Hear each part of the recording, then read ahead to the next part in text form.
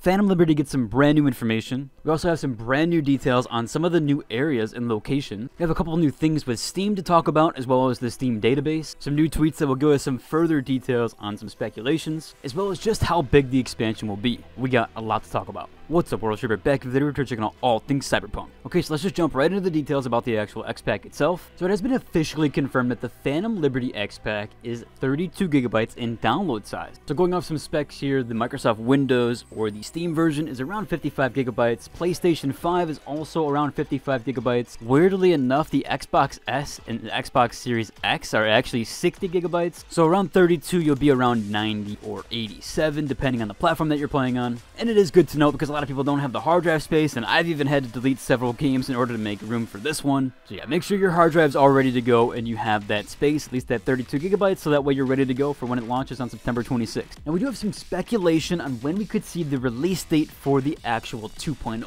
release. And we have some further guesstimates from the actual Twitter accounts, as well as using the Steam database updates that have been applying recently. So it does look like we are getting constant updates for the actual database on Steam for Cyberpunk 2077, as well as the DLC. And even as just recent of today, and only a few hours ago, it was also updated again. So there's a lot of speculation that the 2.0 update is coming a lot sooner than people are actually thinking. Now some of the guesstimations do lack a bit of substance. We do have one here that thinks it's going to launch on September 12th or tomorrow, but there's just no way unless they announce something either today or later today. There's definitely going to be way more build up for the actual release date, so I wouldn't see, if anything, we would see it tomorrow, but more than likely not. And if we did see it this week, it would probably be on that Thursday. That's usually when DLCs and game launches happen, or usually on a Tuesday or a Thursday. And leading into our next update here, this will give us somewhat of a guesstimation on when we might see the release date. However, it's just speculation. So here we do have a spot that they showcase called Black Sapphire. It said it's the very definition of the clandestine. This club is owned by Hansen and located on top of his sanctuary. It lures in elite players, not just from Night City, but from around the world. So that would be cool to see. Definitely different people from different places and kind of like what their backstory is and kind of exploring the lore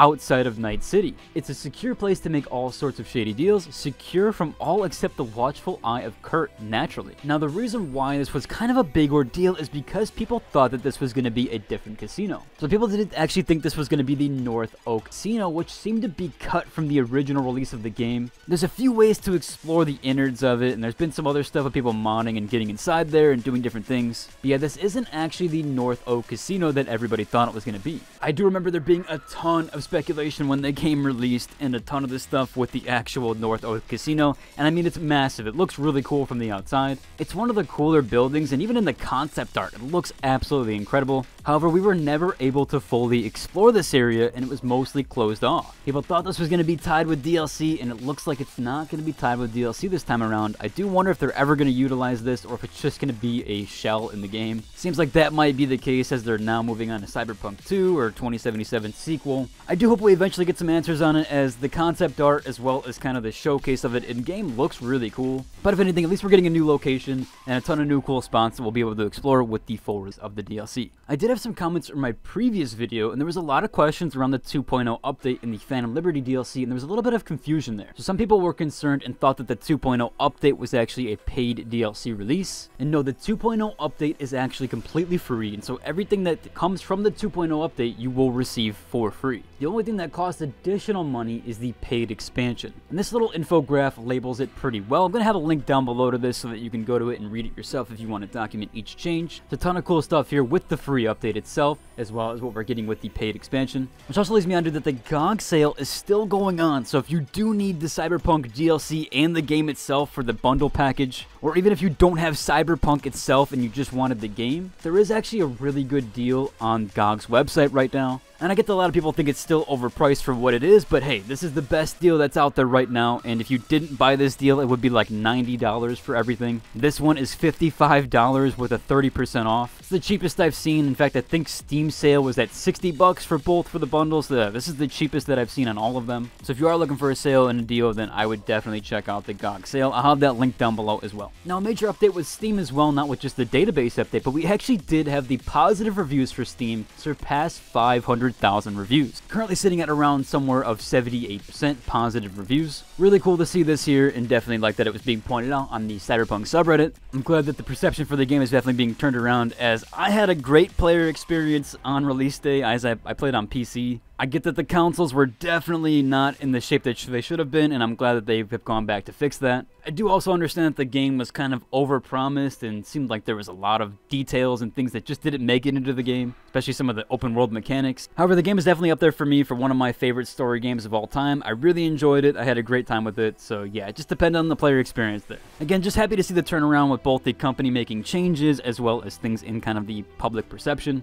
Now, going back to the details with the Black Sapphire or the casino itself, do have some speculations there at what the release date will be. I think this is mostly just kind of an out there speculation, but someone did say that Black Sapphire, Black being 5, Sapphire being 8, would equal to 58 hours to the 2.0 release date. And how did they come up with this Black 5, Sapphire 8? They just did it by the denotion of the letters. So Black being 5 letters, Sapphire being 8 letters. However, this does align with it being out on Thursday, although that might be more akin to it being the actual announcement date. It is kind of weird how it lines up with Thursday. Like I said, typically a lot of releases, if you've noticed, a lot of release dates for games and DLCs typically happen on a Thursday. Now, sometimes they're on a Tuesday, sometimes they're even on a Friday, especially with early access stuff is usually on a Friday. It can also vary depending on your time zone, of course, but there's some things there with that. So it's definitely cool to have this like little speculation. I guess we'll have to wait and see. There is also something pretty cool with a fan-made movie coming out, kind of like a machinima-made movie. It is supposed to release right before the Phantom Liberty DLC, or at least a couple days before, on Sunday, September 17th. If you wanted to check that out, I'll have a link down to the article down below, and hopefully they get a premiere link, and maybe I'll update into the comment section or into the actual description. There's also some really other cool fan-made stuff here, like this Nexus mod that adds 190 quests to the game. Seems pretty cool that the mods are getting this in-depth now for Cyberpunk, because I haven't really kept up with it since about 1.05 update.